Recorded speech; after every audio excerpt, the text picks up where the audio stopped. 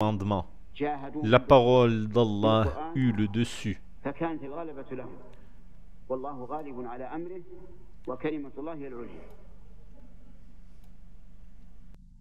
La foi au messager fait partie de la foi.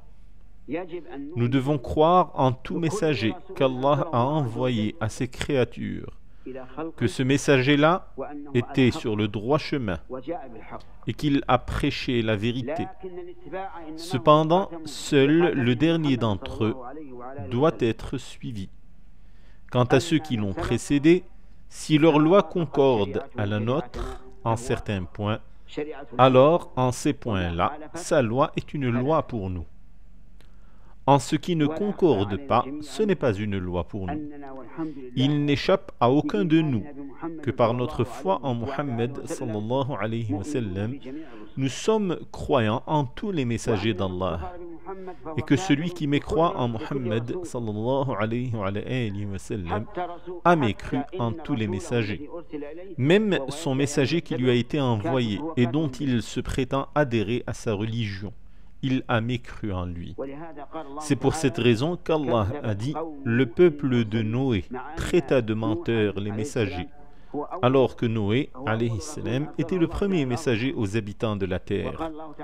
Allah a dit de son peuple qu'il a mécru en lui. Le peuple de Noé traita de menteurs les messagers, alors qu'aucun messager autre que Noé n'avait été encore envoyé. Cependant, celui qui mécroit en un messager a mécru au message en tant que vérité, d'où procède le fait qu'il a mécru en tous les messagers. Le jour dernier, la foi en lui conduit à l'unification de la communauté, parce que quiconque craint le jour dernier met en pratique l'enseignement de la loi, parce qu'il craint ce jour-là. Allah a dit dans le Coran: et craignez le jour où vous serez ramenés vers Allah. Alors chaque âme sera pleinement rétribuée de ce qu'elle aura acquis, et ils ne seront point lésés. La croyance au jour dernier, c'est elle qui fait que l'homme croit à l'annonce, à se soumettre aux ordres, à ne pas commettre ce qui est interdit.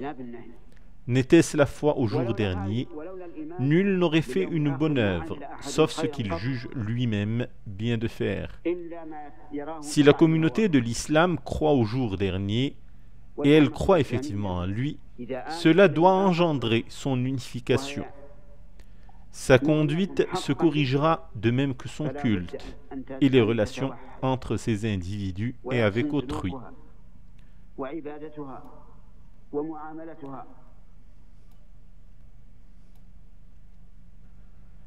La croyance au jour dernier comporte de nombreuses choses.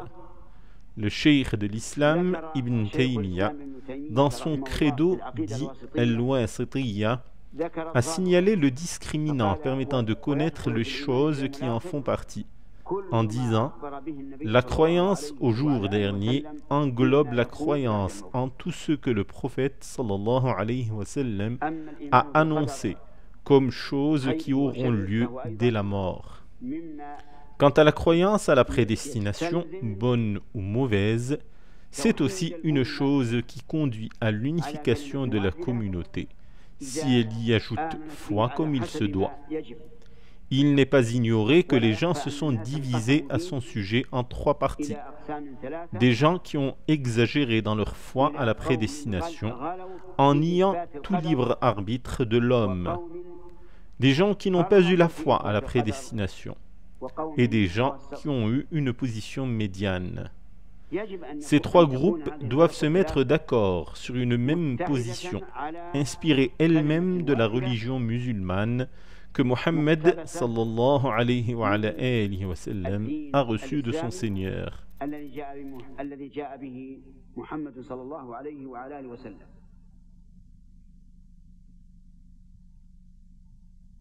Si nous avions fait route en nous attachant à ce qu'induisent ces 6 articles de la foi, nos cœurs auraient été emplis d'amour pour chacun de nous et de respect. Et nous aurions marché sur la voie de ceux qui se sont attachés à ces 6 croyances fondamentales comme il se doit, à savoir les compagnons du prophète sallallahu alayhi wa sallam.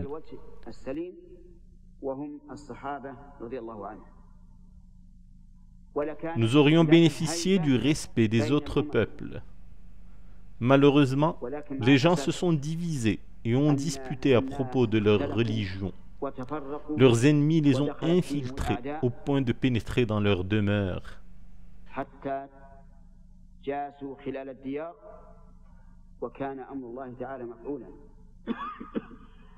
Je prie Allah de nous unifier tous autour de la parole de vérité, de nous accorder une miséricorde de sa part, de faire que nous soyons guidés et que nous guidions autrui, que nous soyons pieux et que nous veillons à ce qu'autrui le soit. Il est celui à qui rien n'est impossible. J'ai un grand espoir en cette ligue, en ce qu'elle pourra avoir un grand impact sur l'unification de la communauté de l'islam autour de la vérité. Il n'y a aucun inconvénient à ce que des comités ou des instances soient institués pour étudier les points sur lesquels les musulmans se sont divisés, en faisant prévaloir la justice et l'équité, afin que les fruits attendus de cette ligue apparaissent. Et pour finir, je tiens à remercier mon frère Cheikh Abdullah bin Salih bin Ubaid qui a permis cette rencontre en nous y invitant.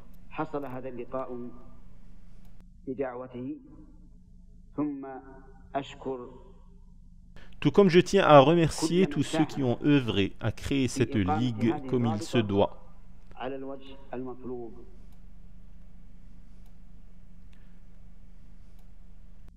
On ne saurait oublier de remercier le serviteur des deux lieux saints de l'islam qui a fait don de cette magnifique et grande bâtisse, ce qui prouve sa grande attention aux choses qui sont bénéfiques aux musulmans.